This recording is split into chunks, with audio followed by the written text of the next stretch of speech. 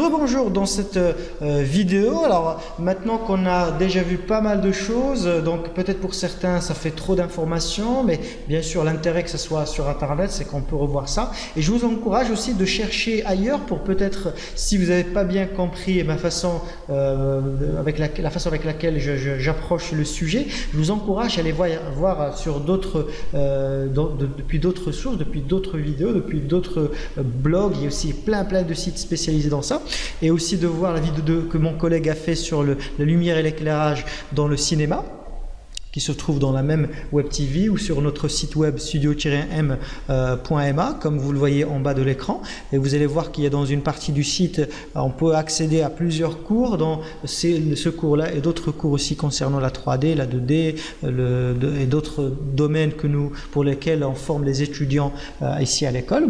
Studio M Casablanca donc. Et dans cette partie-là, pour finir, on va parler plus sur les sources de lumière, et on va voir que chaque source de lumière, c'est quoi les propriétés de cette lumière-là, en nous basant sur ce qu'on a vu lors des vidéos précédentes, et plus principalement la deuxième vidéo. Alors, le soleil, on va commencer par le soleil. Voilà, donc on a le soleil, j'ai mis la terre, on a l'ombre et on a la pénombre, pour mieux expliquer la chose pour ceux qui connaissent pas ça, tout simplement. Alors, le soleil, c'est quoi les propriétés de cette source? Alors, la première est plus commune source de lumière dans le monde, oui. Culture générale, oui. Sinon, en fait, l'intensité, elle est haute à moyenne, la couleur chaude, comme tout le monde le sait. Direction côté ou bien le haut, donc le haut vers midi et le côté vers, on va dire, le coucher de soleil. Diffusion très basse. L'ombre généralement très nette à douce, forme généralement omni, c'est-à-dire la forme elle envoie la lumière dans tous les sens. C'est pas comme une télé qui va envoyer que dans un seul sens, c'est ça ce que je veux dire. Le contraste il est haut, le mouvement généralement ne bouge pas pour les plus... ceux qui veulent vraiment dire qu'elle bouge, oui certes elle bouge, mais on ne se rend pas compte, il faut vraiment attendre des heures et des heures. Alors on peut la faire bouger si on veut exprimer un passage dans le temps, ou on veut faire une accélération de temps dans notre scène, oui, mais en général elle ne bouge pas. Sinon la taille elle est petite, moyenne et petite, certes elle est plus grande que la planète Terre, mais de loin elle reste quand même assez petite. Le ciel, donc grande sphère qui envoie la lumière vers son intérieur. Donc on va l'imaginer comme ça. Alors l'intensité moyenne à basse, couleur spectre froid, en général c'est bleu, sauf on va dire le soir où en général ça commence à devenir un peu plus rougeâtre. Donc direction omnidirectionnelle, donc elle envoie de partout, vers partout. Et diffusion très haute diffusion, donc les ondes en général sont très diffuses, sont très douces aussi grâce à ça.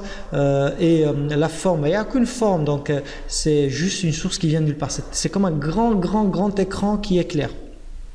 Une grosse télé qui éclaire avec une image d'une photo bleue. Et voilà, donc le contraste il est très bas. La preuve c'est que voilà, c'est comme quand il y a beaucoup de nuages, c'est à peu près la même chose. C'est le soleil qui rajoute ce contraste en fait au niveau des ombres et des lumières. C'est pas le ciel lui-même. Donc mouvement. Il n'y a pas de mouvement. Alors, le mouvement qu'on peut recréer, peut-être c'est juste le mouvement de nuages. Quand ça passe, ça peut créer des ombres un petit peu qui bougent. Mais sinon, le ciel, bien sûr, il ne bouge pas. Et la taille, très large, comme tout le monde le voit très bien. Au-dessus de nos têtes, on peut le voir chaque jour. Maintenant, les lumières incandescentes. Là, en fait, les deux premières sources, c'est des lumières naturelles. Là, c'est des lumières artificielles. D'accord ? Donc, tout objet qui génère de la lumière grâce à sa chaleur, d'accord, c'est pour cela que c'est généralement du côté rouge du spectre. Donc c'est la chaleur qui génère, et donc c'est plus du rouge. Et on l'appelle une lumière incandescente. Donc l'intensité est variable, puisque ça dépend. Couleur spectre chaud. Alors peut être altéré, comme vous voyez sur les trois diodes rouge, bleu et vert, on l'a altéré avec une capsule qui est colorée. Mais en général, ce n'est pas toujours le cas. La cheminée ou la bougie, c'est plus du rouge. La direction, n'importe, donc ça peut avoir différentes directions selon l'ampoule qu'on crée ou l'objet que nous on crée, vu qu'on peut créer tout ce qu'on veut. Diffusion, ça dépend, mais en général c'est bas. L'ambre elle est en général de très nette à douce, mais on peut altérer un petit peu tout ça de toute façon si on veut forcer les choses. Forme, ça peut être n'importe quelle forme. Contraste haute à moyenne à moyen. Le mouvement, n'importe, ça veut dire qu'elle peut bouger ou pas. La taille peut aussi être très grande, d'une grande taille ou pas. Et lumière fluorescente, c'est un peu... En général, c'est plus l'inverse parce que ce n'est pas basé sur la chaleur principalement ou beaucoup de chaleur. Donc, on a du coup une intensité moyenne à basse, un spectre froid qui peut être aussi altéré, direction n'importe quelle direction, diffusion haute à moyenne, ambre le plus souvent douce, forme plus souvent aucune forme, sauf si on veut vraiment forcer l'objet à avoir une forme précise, mais c'est pas en général le cas. Le contraste moyen à bas, mouvement en général, il n'y a pas de mouvement sauf si on force l'objet à bouger. Et la taille, en général, c'est petite taille. Donc, on peut considérer un écran de petite taille. Pour moi, grande, c'est vraiment très, très grand. Alors maintenant, il y a des écrans de LED qui pour la publicité, etc. Mais bon, voilà, donc ça dépend. Mais c'est le plus souvent moyenne à petite, on va dire. Source de lumière réfléchie. Donc ça, c'est quand la lumière tape contre une surface et se réfléchit. Là, par exemple, c'est une photo d'une piscine, mais ça peut être aussi tout simplement une surface dont la luminosité est très élevée. Donc l'intensité, n'importe, dépend de la source de lumière. La couleur, n'importe quelle couleur, n'importe quelle direction. La diffusion, en général, elle est très très basse. L'ambre, elle est en général nette. La forme, ça prend n'importe quelle forme, ça dépend de la forme de l'objet qui reflète. Le contraste, plus souvent très haut. Le mouvement, n'importe quel mouvement. L'eau, par exemple, il bouge, donc c'est pas important. Ça peut bouger ou pas. Et la taille aussi. D'accord? Alors, qu'est-ce qui nous reste? Eh bien, la lumière diffuse réfléchie, donc appelée dans l'imagerie numérique la radiosité, même physiquement, normalement dans la physique on appelle ça la radiosité.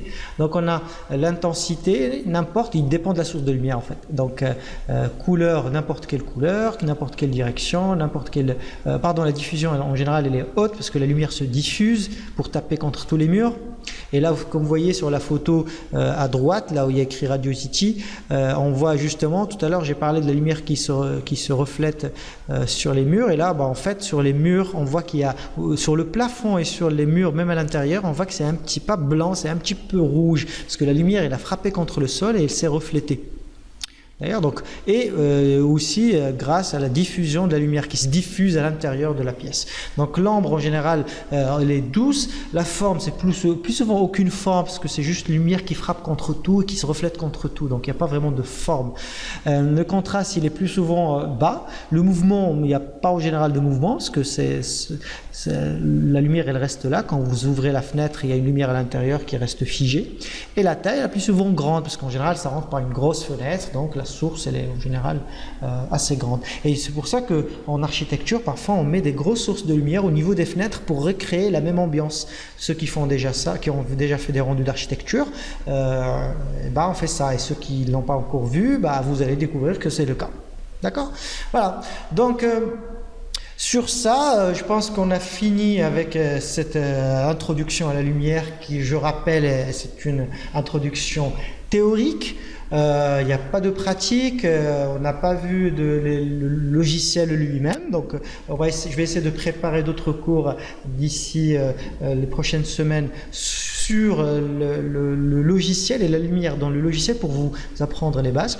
Et sinon, j'espère que vous avez au moins appris certaines choses. Je sais qu'il n'y a pas tout le monde qui est très fan de la théorie, mais malgré tout, je pense que c'est très important.